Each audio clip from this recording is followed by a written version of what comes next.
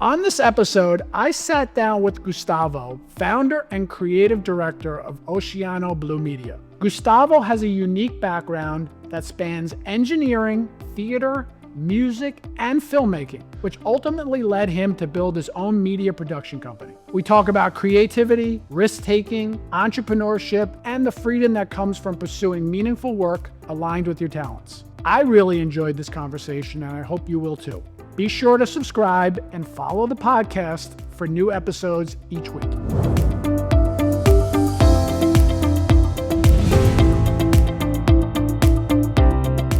We have Gustavo Rattia from Oceano Blue Media on the podcast today. Gustavo, thanks for joining us. Thanks for having me. No problem. So we always start with the same question because I'm interested in work. I enjoy work. What was your first job? Well, I had a first job at the college because I was going through a scholarship with the theater. Okay. And I was kind of working at the coordination there with some activities, cultural activities. But my actual first job was when I did my thesis, and it was at my uncle's business. He owned a security systems business. So I did the coding and programming to build the software for a security. That's impressive. Yes, for his business. It was actually to monitoring the CCTVs and infrared and access control. So it was kind of a lot of coding, programming for in that sense. But then after that, I actually went to work with my dad. He used to have a agricultural business, so he had me clean up weeds and all that stuff. All the grinding work. Yeah, I love it. Yeah. We all need to do the grinding work. Yeah, that's part of the how you learn. And I know I hate it. I hate it so much to do it. I didn't like to. He was trying to get me into the business, and I was like, "This is not what I like." And my kids. Well, the oldest, it's the same. So I teach him how to handle a camera, and he's like, I don't like to. No. I understand him because I didn't like what my dad did either. But he likes business, which is great. He likes financial stuff. So I've been trying to get him into this world too. It's great. And by the way, even though you didn't enjoy it, the one thing you learned is that you didn't want to do that. Mm-hmm. And sometimes that's just as important as learning what you want to do. Yes. Right? Yes. It's what shapes you and what forms it. All the experience that's great. And when I was in college, I started getting into the theater group, and that, I liked it so much. Even though I'm very shy, I didn't like to be like in public. But that's something that I really enjoyed. After I finished a play, it was like the applause. It was so it's amazing feeling. And well, I started doing more theater in the groups in the college, but then during a play, I was singing because I had to sing. I'm not a great singer, but I had to sing in this certain part of the play. And this director of the choir, a very famous choir in my hometown, saw me sing, and he said, "Are you interested in coming to audition to our choir?" And I was like, I do like to do it. And I went. I didn't even have to audition. I set up and started singing with them. And then after that, I joined the group. Well, in that group were like one of the most famous in the hometown. They were traveling all over the world. Wow. For international competitions. So, and that made me so happy. So I kind of started doing more cultural stuff than system, and programming, engineering and stuff. And that's when I met my wife, and in that choir. So okay, so it did a lot of good for you. Yes, time. I find that interesting that there's an engineer person and they think a certain way, and then there is the arts person and they think in a lot of ways the opposite way. How do those two things combine for you? How do you have both? That's pretty impressive. Yeah, and I love combining them, especially for my business, because I do now.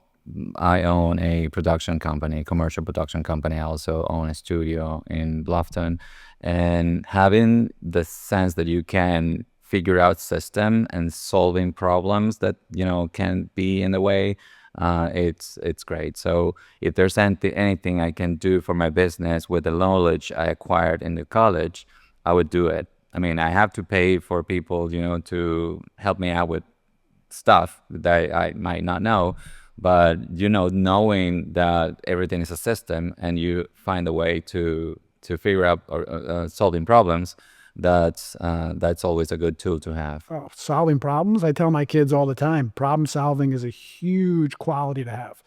Because I know for people that work for me, if I have a problem and you can come to me with that solution and I don't have to think about it anymore, it leaves me the ability to do something else, and that's very powerful. Yes. So problem solving is, and nowadays people I think need more of that. That's just my personal opinion. But so going back, so you're not originally from the United States, right? Right. Okay. I'm And then when did you move here? I'm from Venezuela, South America. I moved in 2015, and I started working at the local TV station here in Hilton Head. And that was a blessing for me because I initially, before I started working with them, I was in a landscaping company, and my wife was, doing cleaning too, and we were like kind of helping each other, Doing whatever it takes. doing whatever you can. You That's come life. here with two. I love it. Yeah. And then I sent emails to all the TV stations around here, and I didn't, just to find something that I was comfortable with doing. And the owner of the general manager of the TV station replied me. It was the only one who replied my emails. And he said, there's no positions open here, but you can come here as a contractor and you see if you can continue doing it. Eventually you will be part of the team. So I did it, and I received a message to come to interview while I was doing landscaping. I was like blowing leaves, like all dirty. I called my wife and said, hey, I had this interview in it's today. And she said, let's do it. I'm going to bring you water. I'm going to bring get you it done. clothes. Whatever So it she brought takes. me like a water, clean on my head. And I put my clothes and I went to the interview and then back to blowing leaves. I love it. But it's like, a long story short, I started working with them. I'm thankful for being a part of the company because I'm still do contracting stuff for them. But during 5 years or so, I was production coordinator, and I learned so much. That's good. And I put my knowledge to it Right. to help with the systems and such. Yeah. That's great. I love that it goes back to problem solving, right? You had a problem and you figured it out. And then that's what life is all about. Yes. So then how did you wind up starting your business now? So that's something we had a business in Venezuela, and we were working with largest businesses there doing producing commercials and TV shows. And that's something we learned. So that's something we wanted to do as we were here too. So we registered our company, we built it, and we started doing some on location stuff, getting the work done with the equipment we had. But eventually we wanted to have a studio, so that's something we always wanted to have, provide people to come here and utilize all the equipment we have here, produce podcasts and do headshots. So we're kind of hybrid shooters, that way what they call it nowadays. So you can A hybrid what? shooters. Shooters. So you can do photography or videography and help businesses and to be shown, especially when COVID hit. That was a big thing that most businesses weren't doing, in-person stuff. They were live streaming. So that's kind of what we had to go through, and we help a lot of businesses doing that through streaming. There was a lot of conferences that were done in the past with 200 people, and they had to do a live streaming now. So we help those businesses, and all the knowledge we have with the artistic stuff, it's also part of what we do, because it teaches you composition, it teaches you how to move emotions, how to behave in front of the camera. So that's good. So that actually leads to the question: how does storytelling? How does that help a business? What can they do to tell their story? Because that's part of what you do, right? You help that business owner tell their story. What are some of the things that they can do to help get their story out there? Yeah, so nowadays, I think the media, it's everything. So if you're not in it, you really are Yeah. not in the business world. So Right. It's like a web page back when the internet came on.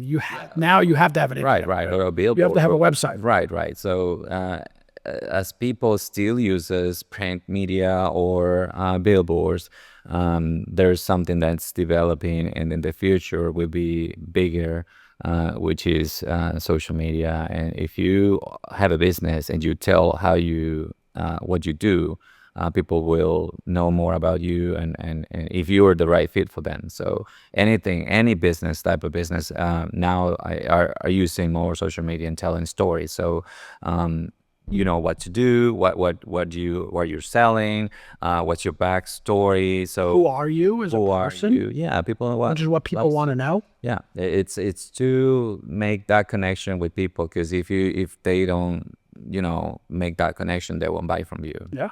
Yeah, no doubt. So what have you learned owning your own business, right? What are some of the I guess lessons, or what do you think is important for people to know when they own their own business? So yeah, we were talking about solving problems, and that's a big thing. So in my opinion, you have to find solution to every problem that you have in front of you.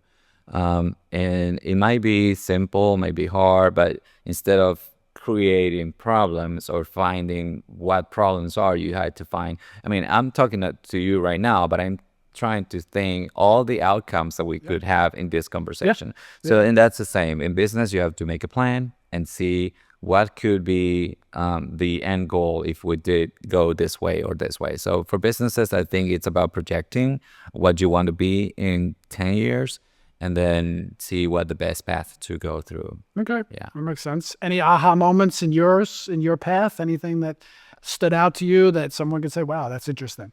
Well, I might have a lot in my mind before I sat here.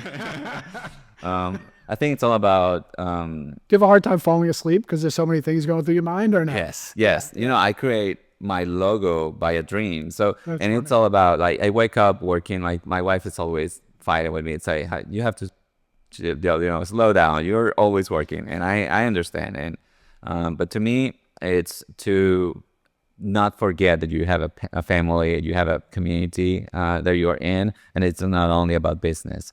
And if you keep those, it's hard, but you keep the balance. It's what makes you successful in the community.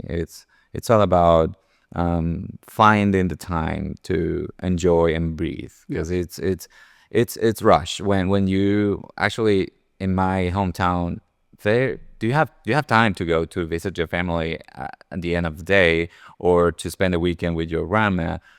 Once you move here, it's a whole different thing. It's different. You have to go with the flow, and It's amazing, right? yes. So, but I think it's about knowing that you're in a community, and you can help other businesses.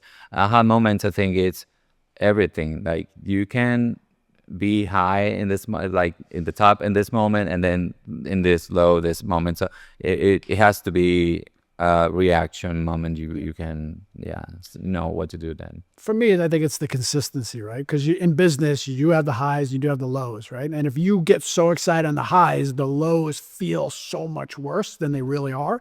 So you try and keep that consistency. And the other thing, I had a hard time at one point falling asleep because I had so many things going through my mind. So what I would do is I would keep a pad and a pen right next to next to my bed on the bedstand, and then I would get up and write what was on my mind, write it out. And I probably had 35 things on there, but then the next morning when I get up and I looked at it, it was really only 3. Right.